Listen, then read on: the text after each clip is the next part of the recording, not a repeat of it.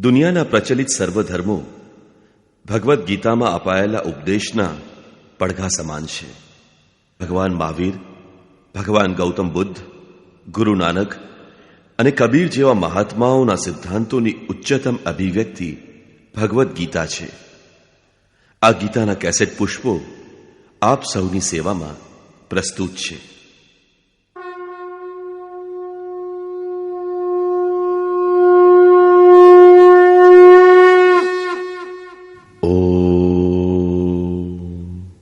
શ્રી પરમાત્મને નમઃ. યથાર્થ ગીતા શ્રીમદ ભગવદ્ ગીતા અધ્યાય 7.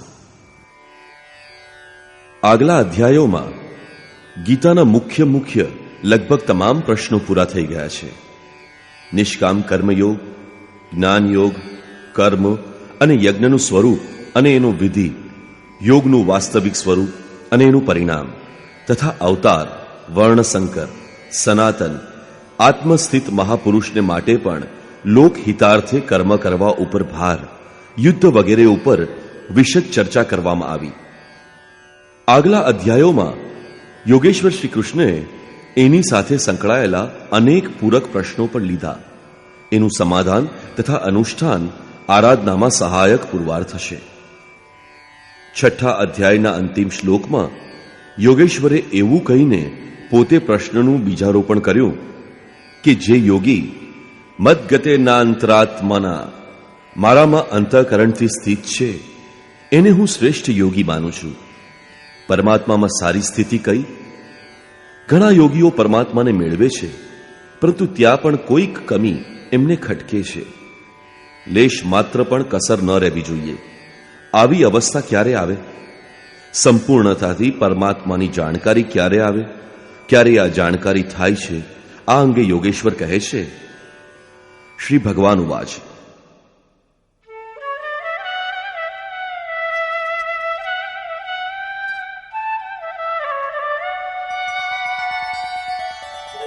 મય્યાસક્તમનાઃ પાર્થ યોગમ યુञ्जन्मदाश्रयः असंशयं समग्रं मां यथा ज्ञास्यसि तच्छृणु.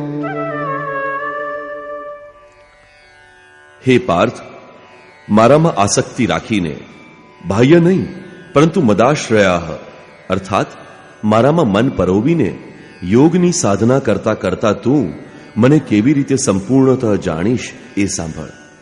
અને જાણ્યા પછી સહેજ પણ સંશય રહી જાય નહીં. વિભૂતિઓની આ સમગ્ર જાણકારી ઉપર ભાર મૂકતા કહ્યું કે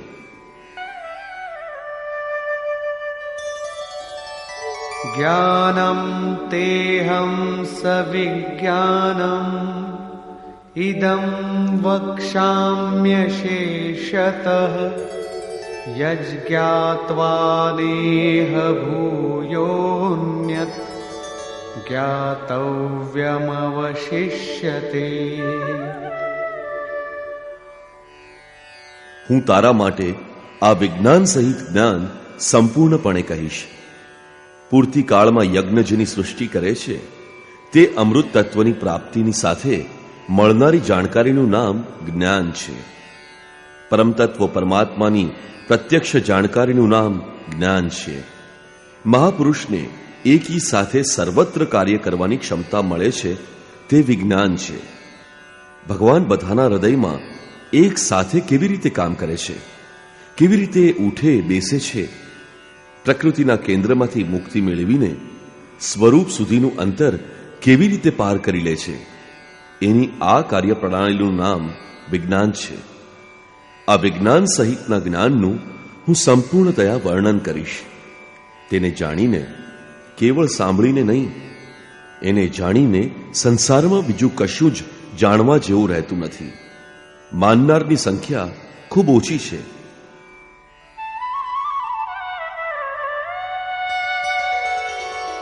મનુષ્યાણામ સહસ્રેષુ કશ્ચિદ્યતતિ સિદ્ધયે યતતામપિ સિદ્ધાનાં कश्चिन्मां वेत्ति तत्त्वतः।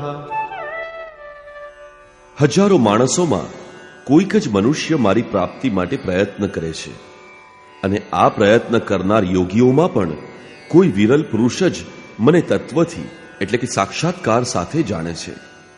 હવે સમગ્ર તત્વ ક્યાં છે?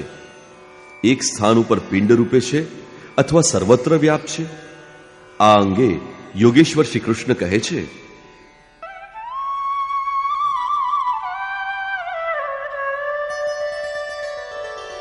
भूमिरापो नलो वायुः खं मनो बुद्धिरेव च अहंकार इतीयं मे भिन्ना प्रकृतिरष्टधा. અર્જુન, ભૂમિ, જળ, અગ્નિ, વાયુ અને આકાશ તથા મન, બુદ્ધિ અને અહંકાર એ 8 પ્રકારના ભેદવાળી મારી પ્રકૃતિ છે. આ અષ્ટધા મૂળ પ્રકૃતિ છે. अपरेयमितस्त्वन्यां प्रकृतिं विद्धि मे परां जीवभूतां महाबाहो ययेदं धार्यते जगत्.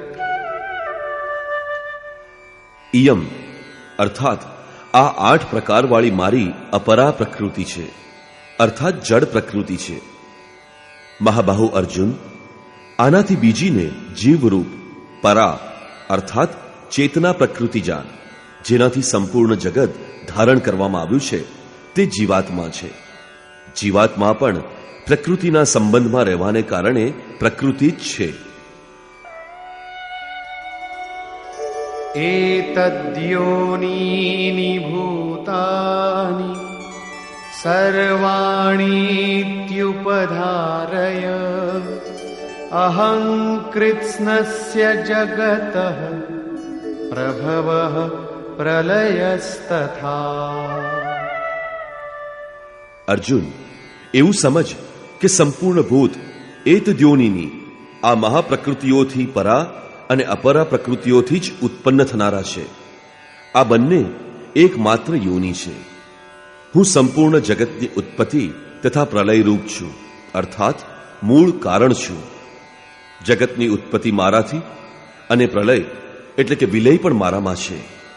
જ્યાં સુધી પ્રકૃતિ વિદ્યમાન છે ત્યાં સુધી હું એની ઉત્પત્તિ છું, અને જ્યારે કોઈ મહાપુરુષ પ્રકૃતિનો પાર પામી લે છે ત્યારે હું મહાપ્રલય પણ છું.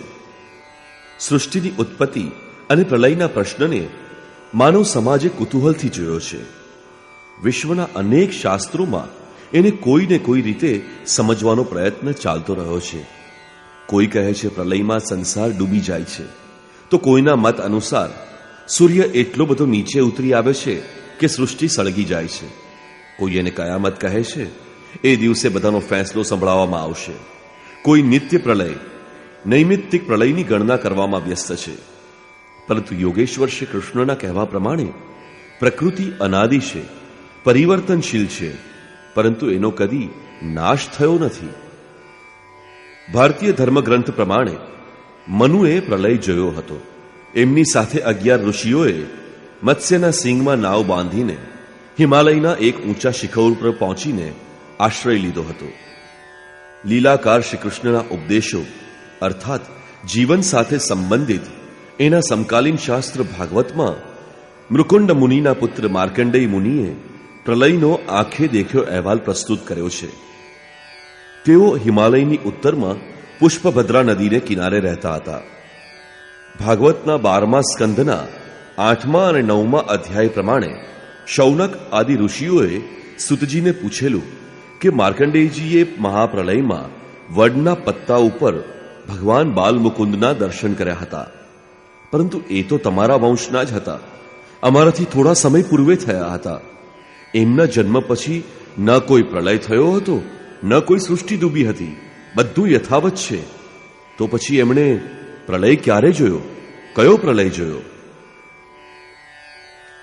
સુતજીએ બતાવ્યું કે પ્રાર્થનાથી પ્રસન્ન થઈને માર્કંડેય મુનિને નર નારાયણે દર્શન આપ્યા. માર્કંડેયે કહ્યું કે હું આપની આ માયાનો સ્વીકાર કરું છું.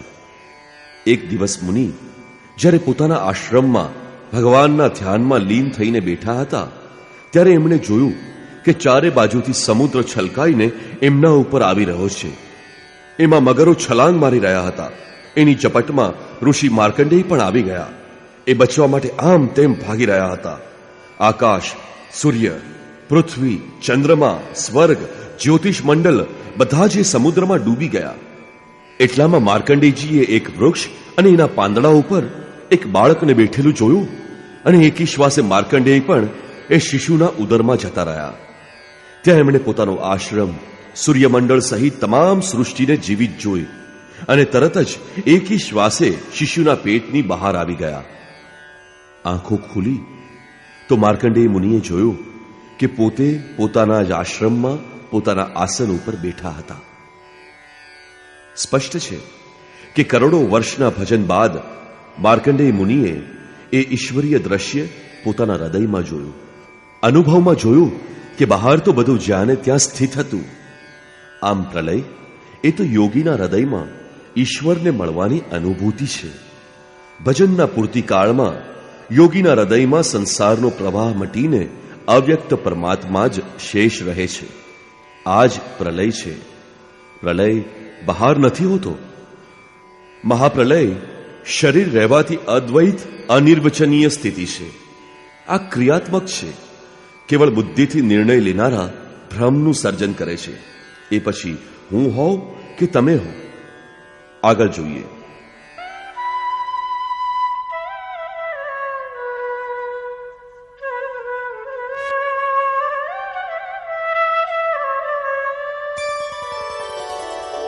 મત્તઃ પરતરં નાન્યત કિંચિદસ્તિ ધનંજય મયિ સર્વમિદં પ્રોતં સૂત્રે મણિગણાઇવ.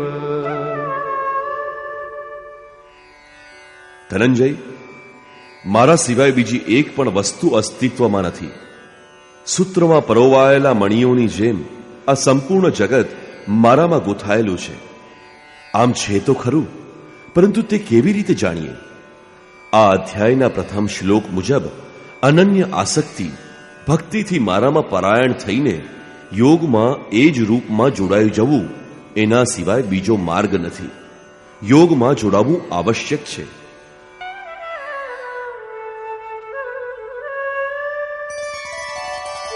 રસોહમપ્સુ કૌન્તેય પ્રભાસ્મિ શશિ સૂર્યયોઃ પ્રણવઃ સર્વવેદેષુ શબ્દઃ કે પૌરુષમ નૃષુ. કૌંતેય, જળમાં હું જ રસ છું, ચંદ્ર અને સૂર્યમાં હું જ પ્રકાશ છું, બધા વેદોમાં હું જ ઓમકાર છું. ઓમકાર, ઓમ વત્તા અહમ વત્તા કાર, સ્વયંનો આકાર છું. આકાશમાં શબ્દ અને પુરુષોમાં પુરુષ તત્વ છું. તથા હું પુણ્યો ગંધ પૃથિવ્યાં ચ તેજશ્ચાસ્મિ વિભાવસૌ જીવનમ સર્વભૂતેષુ તપશ્ચાસ્મિ તપસ્વિષુ. પૃથ્વીમાંની પવિત્ર ગંધ અને અગ્નિમાંનું તેજ હું જ છું. સંપૂર્ણ જીવોમાં એનું જીવન પણ હું જ છું અને તપસ્વીઓમાં એમનું તપ પણ હું જ છું. બીજં માં સર્વભૂતાનાં વિદ્ધિ પાર્થ સનાતનમ બુદ્ધિર્બુદ્ધિમતામસ્મિ તેજસ્તેજસ્વિનામહં. પાર્થ, તું જાણે કે તમામ પ્રાણીઓનું સનાતન કારણ અર્થાત બીજ હું જ છું. હું બુદ્ધિમાનોની બુદ્ધિ અને તેજસ્વીઓનું તેજ છું. આ જ ક્રમમાં યોગેશ્વર શ્રી કૃષ્ણ કહે છે,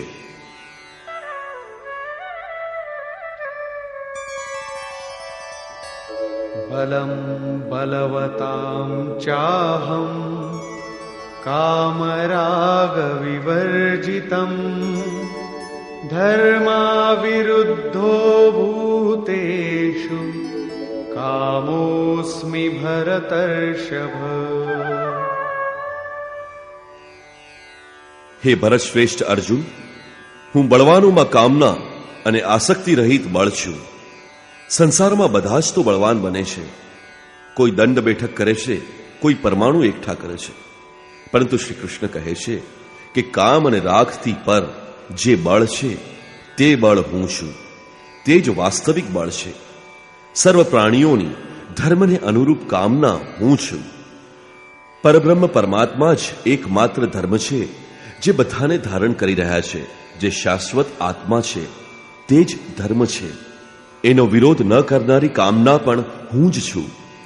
આગળ પર શ્રી કૃષ્ણએ કહ્યું કે અર્જુન, મારી પ્રાપ્તિ માટેની ઈચ્છા કર. બધી કામના છોડી દેવા યોગ્ય છે, પરંતુ પરમાત્માને મેળવવાની કામના આવશ્યક છે. અન્યથા તમે સાધના કર્મમાં પ્રવૃત્ત થઈ શકશો નહીં. આવી કામના પણ મારી જ આપેલી છે.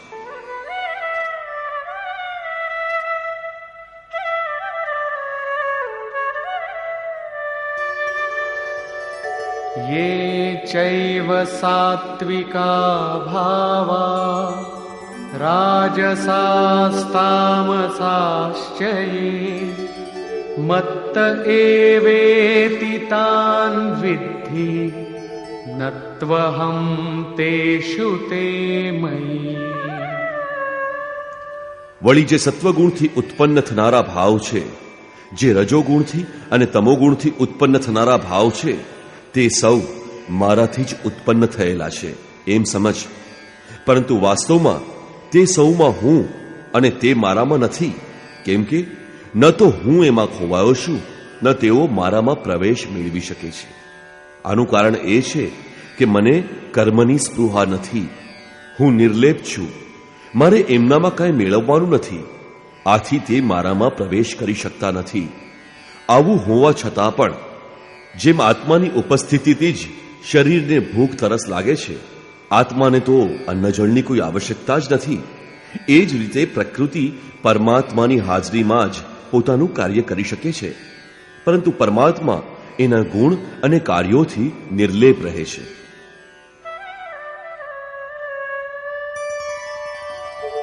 त्रिभिर्गुणमयैर्भावैः एभिः सर्वमिदं जगत् मोहितं नाभिजानाति मामेभ्यः परमव्ययम्। સાત્વિક, રાજસ અને તામસ આ ત્રણેય ગુણોના કાર્યરૂપ ભાવોથી સમગ્ર જગત મોહિત થઈ રહ્યું છે. આથી લોકો આ ત્રણેય ગુણોથી પર મને, અવિનાશી તત્વને સારી રીતે નથી જાણતા.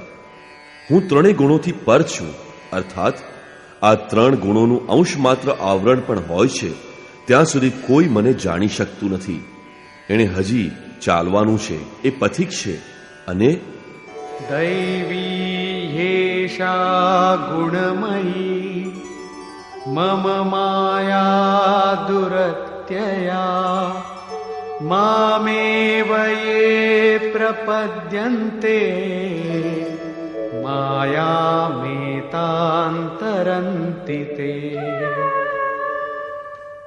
મારી આ ત્રિગુણાત્મક અદ્ભુત માયા દુસ્તર છે, તરવી દોહલી છે. પરંતુ જે મનુષ્ય મને નિરંતર ભજે છે તે આ માયાનો પાર પામી શકે છે. આ માયા છે તો દૈવી, પરંતુ તેથી અગરબત્તી સળગાવી એની પૂજા કરવા બેસી જવું નહીં. એનાથી પાર જવાનું છે. ન મામ દુષ્કૃતિનો મૂઢાઃ પ્રપદ્યન્તે નરાધમાઃ માયયા પરિતજ્ઞાના આસુરં ભાવમાશ્રિતાઃ। જે મને નિરંતર ભજે છે એ જાણે છે, છતાં લોકો મને ભજતા નથી.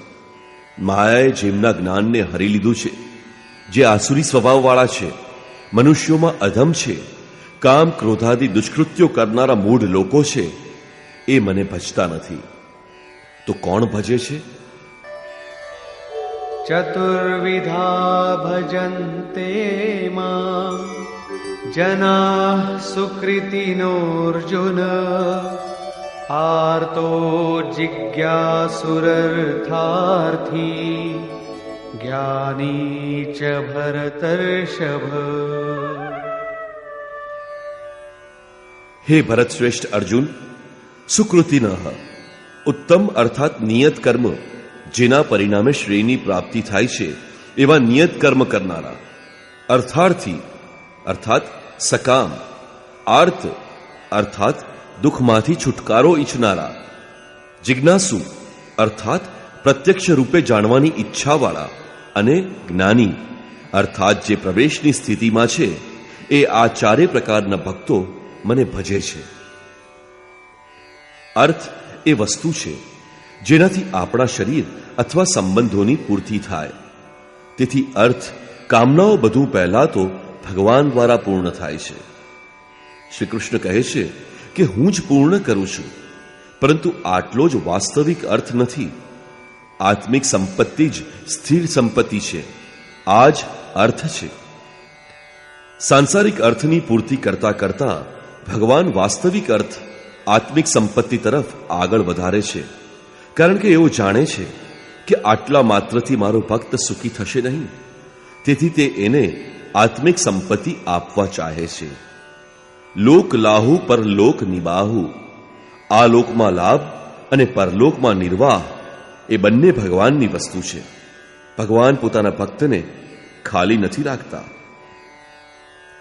આર્ત એટલે જે દુઃખી હોય, જિજ્ઞાસુ સમગ્રપણે જાણવાની ઈચ્છાવાળા. જિજ્ઞાસુ મને ભજે છે. સાધનાની પરિપક્વ અવસ્થામાં દિગ્દર્શન, પ્રત્યક્ષ દર્શનની અવસ્થાવાળા જ્ઞાની પણ મને ભજે છે. આમ ચાર પ્રકારના ભક્તો મને ભજે છે, જેમાં જ્ઞાની શ્રેષ્ઠ છે, અર્થાત જ્ઞાની પણ ભક્ત જ છે. આ સૌમાં પણ તેષાં જ્ઞાની નિત્યયુક્ત એક ભક્તિર્વિશિષ્યતે પ્રિયો હિ જ્ઞાનિનોત્યર્થમ અહમ સચ મમ પ્રિયઃ. અર્જુન, આ સૌમાં પણ હંમેશા મારામાં એકાત્મ ભાવથી સ્થિત અનન્ય ભક્તિવાળો જ્ઞાની વિશિષ્ટ છે. કારણ કે સાક્ષાત્કાર સહિત મને જાણનારા જ્ઞાનીને હું અત્યંત પ્રિય છું, અને એ જ્ઞાની પણ મને અતિ પ્રિય છે. એ જ્ઞાની મારું જ સ્વરૂપ છે. ઉદારાઃ સર્વ એવૈતે જ્ઞાનીત્વાત્મૈવ મે મતં આસ્થિતઃ સહિ યુક્તાત્મા મામેવાનુત્તમાં ગતિમ. આમ ચારેય પ્રકારના મારા ભક્તો ઉદાર છે. કઈ ઉદારતા કરી? શું તમારી ભક્તિ કરવાથી ભગવાનને કંઈ મળી જાય છે? ભગવાનમાં શું કોઈ કમી છે જે તમે પૂરી કરી દીધી? ના. હકીકતમાં તો જે પોતાના આત્માને અધોગતિમાં ન નાખે, તેના ઉદ્ધાર માટે તત્પર થાય, એ જ ઉદાર છે. આ રીતે ચારેય પ્રકારના મારા ભક્તો ઉદાર છે. પરંતુ જ્ઞાની તો સાક્ષાત મારું જ સ્વરૂપ છે એવી મારી માન્યતા છે. કેમ કે સ્થિર બુદ્ધિવાળો એ જ્ઞાની ભક્ત સર્વોત્તમ ગતિ સ્વરૂપ મારામાં જ સ્થિત છે. અર્થાત હું તે છું, તે મારામાં છે. મારામાં અને તેનામાં કોઈ અંતર નથી. આ વાત ભગવાન ફરી ભારપૂર્વક કહે છે.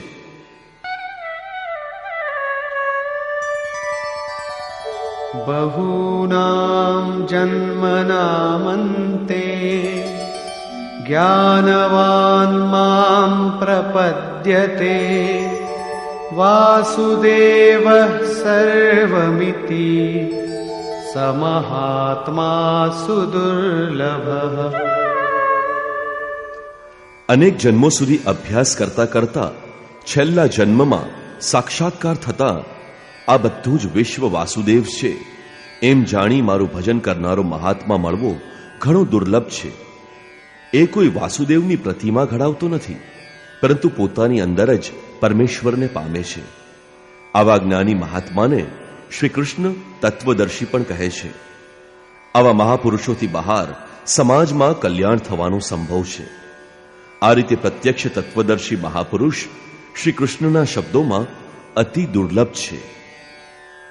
જ્યારે શ્રેય અને પ્રેય, મુક્તિ અને ભોગ બંને ભગવાનને જઈને મળે છે, ત્યારે સૌએ એકમાત્ર ભગવાનની જ ભક્તિ કરવી જોઈએ. છતાં લોકો એને ભજતા નથી. શા માટે? શ્રી કૃષ્ણના શબ્દોમાં,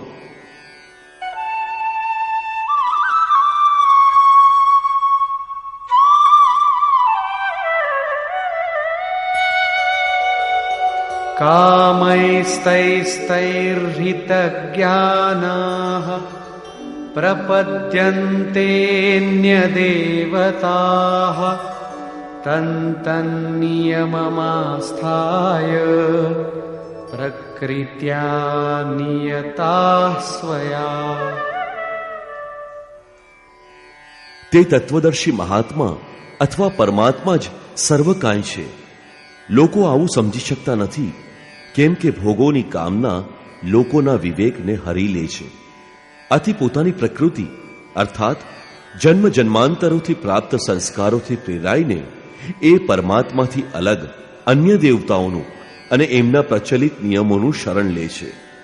અહીં અન્ય દેવતાઓની વાત પહેલી વાર કરવામાં આવી છે. यो यो यां यां तनुं भक्तः श्रद्धयार्चितुमिच्छति तस्य तस्याचलां श्रद्धां तामेव विदधाम्यहम्. જે જે સકામી ભક્તો જે દેવતાઓને શ્રદ્ધાથી પૂજવા ઈચ્છે છે, હું એ જ દેવતા પ્રત્યેની એમની શ્રદ્ધાને દ્રઢ કરું છું. કેમ કે દેવતા નામની કોઈ વસ્તુ હોત તો તે દેવતા જ શ્રદ્ધાને સ્થિર કરત.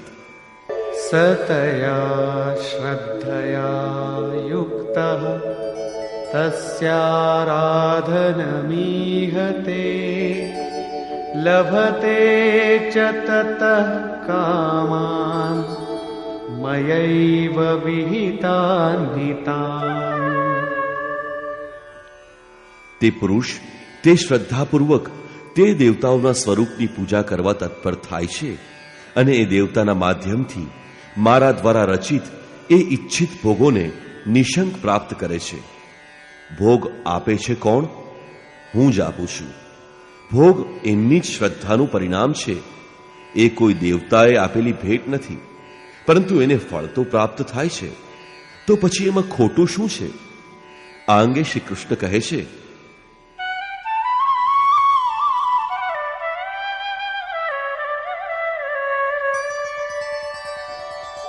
અંતવત્તુ ફલમ તેષાં તદ્ભવત્યલ્પમેધસાં દેવાન દેવયજો યાન્તિ મદ્ભક્તા યાન્તિ મામપી.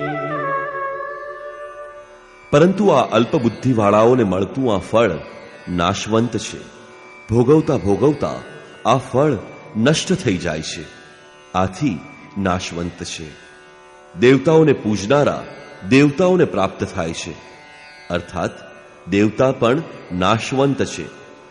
દેવતાઓથી માંડી સમગ્ર જગત પરિવર્તનશીલ અને મર્ત્ય છે. મારો ભક્ત મને જ પ્રાપ્ત થાય છે, જે અવ્યક્ત છે, નૈષ્ઠિકીમ પરમ શાંતિ મેળવે છે. ત્રીજા અધ્યાયમાં યોગેશ્વર શ્રી કૃષ્ણે કહ્યું છે કે આ યજ્ઞ દ્વારા તમે લોકો દેવતાઓ અર્થાત દૈવી સંપત્તિની ઉન્નતિ કરો છો. જેમ જેમ દૈવી સંપત્તિની ઉન્નતિ થશે એ જ તમારી ઉન્નતિ છે. ક્રમશઃ ઉન્નતિ કરતા કરતા પરમ શ્રેયને પ્રાપ્ત કરો.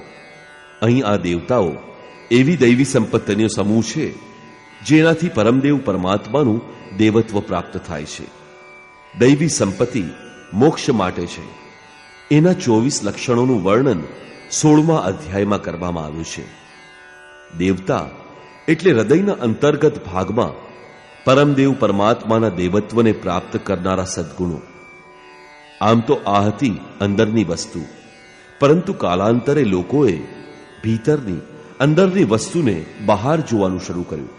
મૂર્તિઓ ઘડી, કર્મકાંડ વિધિઓ રચી અને વાસ્તવિકતાથી દૂર જઈને ઊભા. શ્રી કૃષ્ણએ આ ભ્રાંતિનું નિરાકરણ ઉપરયુક્ત 4 શ્લોકોમાં કર્યું. ગીતામાં પહેલી વાર અન્ય દેવતાઓનું નામ લઈને એ લોકોને કહ્યું કે દેવતા હોતા જ નથી. લોકોની શ્રદ્ધા જ્યાં ઝૂકે છે ત્યાં હું જ ઊભો રહીને એમની શ્રદ્ધાને પુષ્ટ કરું છું. હું ત્યાં ફળ આપું છું, પરંતુ એ આપેલું ફળ નાશવંત છે. ફળ નાશ પામે છે. દેવતા નાશ પામે છે અને દેવતાઓને પૂજનાર પણ નાશ પામે છે. જેમનો વિવેક નષ્ટ થઈ ગયો છે એ મૂળ બુદ્ધિ જ અન્ય દેવતાઓને પૂજે છે. અધ્યાય 9ના 23મા શ્લોકમાં શ્રી કૃષ્ણ તો એટલે સુધી કહે છે કે અન્ય દેવતાઓને પૂજવાનું વિધાન જ અયુક્તિસંગત છે.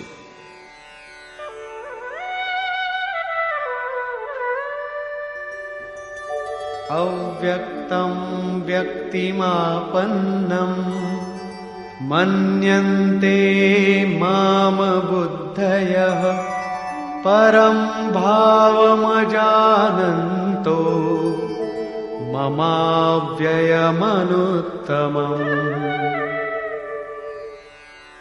દેવતા નામની કોઈ વસ્તુ જ નથી અને દેવતાઓના નામ ઉપર જે ફળ મળે છે તે પણ નાશવંત છે. છતાં પણ બધા લોકો મારું ભજન કરતા નથી. કેમ કે જેમ આગળના શ્લોકમાં આવી ગયું કે કામનાઓએ જેમનું જ્ઞાન હરી લીધું છે તે બુદ્ધિહીન પુરુષો મારા સર્વોત્તમ, અવિનાશી અને પરમ પ્રભાવને સરખી રીતે જાણતા નથી. એટલા માટે તે મને, અવ્યક્ત પુરુષને, વ્યક્તિભાવ પ્રાપ્ત થયેલો માને છે, મનુષ્ય માને છે. અર્થાત શ્રી કૃષ્ણ પણ મનુષ્ય શરીરધારી યોગી જ હતા, યોગેશ્વર હતા. જે સ્વયં યોગી હોય અને અન્યને પણ યોગ પ્રદાન કરવાની જેનામાં ક્ષમતા હોય એને યોગેશ્વર કહેવામાં આવે છે. સાધનાના સાચા માર્ગને પકડીને ક્રમશઃ ઉન્નતિ સાધતા સાધતા મહાપુરુષ પણ એ જ પરમ ભાવને પ્રાપ્ત કરે છે. શરીરધારી હોવા છતાં તે એ અવ્યક્ત સ્વરૂપમાં સ્થિર થઈ જાય છે. છતાં પણ કામનાઓથી મંદ બુદ્ધિના લોકો એને સાધારણ વ્યક્તિ જ માને છે. તેઓ વિચારે છે કે પોતાની જેમ જ આવા લોકો પણ પેદા થાય છે, તો તેઓ ભગવાન કેવી રીતે બની શકે? એ બિચારાઓનો દોષ પણ શું છે? નજર નાખીએ તો શરીર જ દેખાય છે. તેઓ મહાપુરુષના વાસ્તવિક સ્વરૂપને દેખી કેમ નથી શકતા? આ અંગે યોગેશ્વર શ્રી કૃષ્ણએ કહ્યું,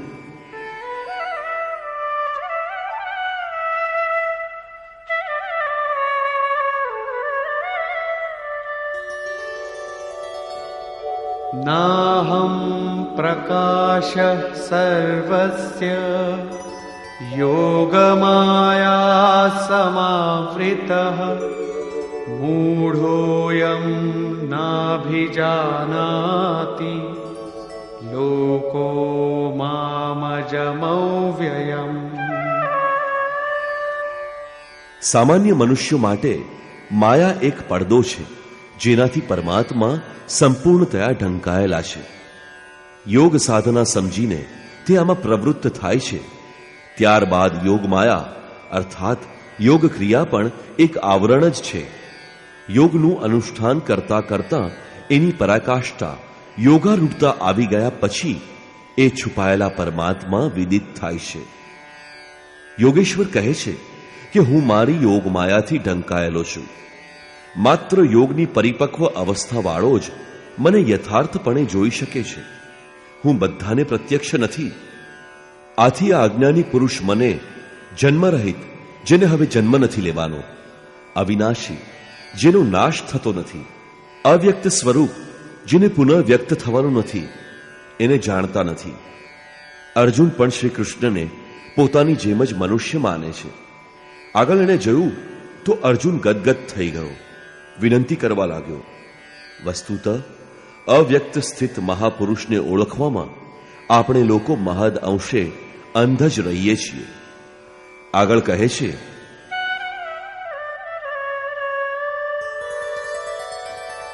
વેદાહમ સમતીતાનિ વર્તમાનાનિ ચાર્જુન ભવિષ્યાણિ ચ ભૂતાનિ મામ તુ વેદ ન કશ્ચન. અર્જુન, હું અતીત, વર્તમાન અને ભવિષ્યમાં થનાર પ્રાણી માત્રને જાણું છું, પરંતુ મને કોઈ જાણતું નથી. કેમ નથી જાણતું? ઈચ્છા દ્વેષ સમુત્થેન દ્વંદ્વ મોહેન ભારત સર્વભૂતાનિ સમ્મોહં સર્ગે યાન્તિ પરંતપ. ભરતવંશી અર્જુન, ઈચ્છા અને દ્વેષ અર્થાત રાગ દ્વેષાદિ દ્વંદ્વના મોહથી સંસારના સર્વ પ્રાણી અત્યંત મોહ પ્રાપ્ત કરે છે. એટલા માટે મને જાણી શકતા નથી. તો શું કોઈ જાણી શકશે નહીં? યોગેશ્વર કહે છે,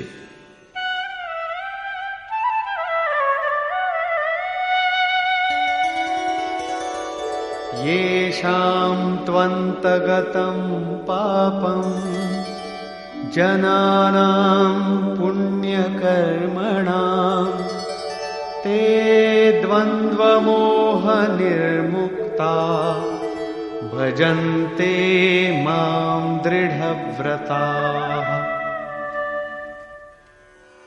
પરંતુ પુણ્ય કર્મો કરનારા, જે સંસ્કૃતિનો અંત કરનાર છે, જેને કાર્યમ કર્મ, કર્મ કરો, નિયત કર્મ, યજ્ઞની પ્રક્રિયા કહીને વારંવાર સમજાયું છે, તે કર્મને જે ભક્તોના પાપ નાશ પામ્યા છે, તે રાગ દ્વેષાદિ દ્વંદ્વના મોહથી સારી રીતે મુક્ત થઈને વ્રતમાં દ્રઢ રહીને મને ભજે છે. શા માટે ભજે છે?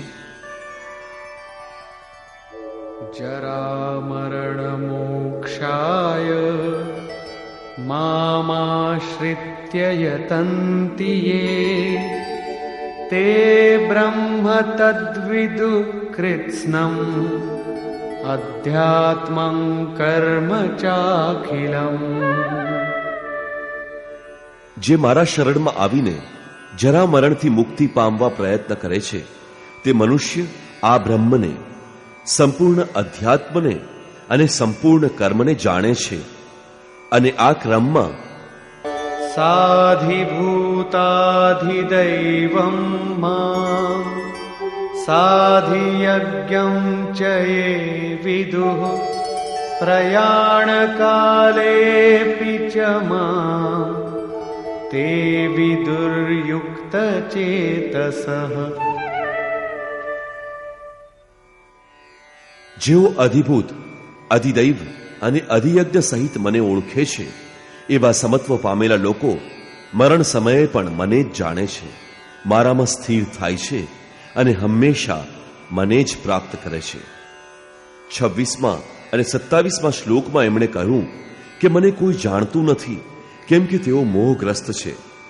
પરંતુ જેઓ આ મોહમાંથી છૂટવાનો પ્રયત્ન કરે છે, તે એટલે કે સંપૂર્ણ બ્રહ્મ, સંપૂર્ણ અધ્યાત્મ, સંપૂર્ણ કર્મ, સંપૂર્ણ અધિભૂત, સંપૂર્ણ અધિદૈવ, સંપૂર્ણ અધિયજ્ઞ સહિત મને જાણે છે, અર્થાત એ બધાનું પરિણામ હું એટલે કે સદ્ગુરુ છું, તેઓ જ મને જાણે છે.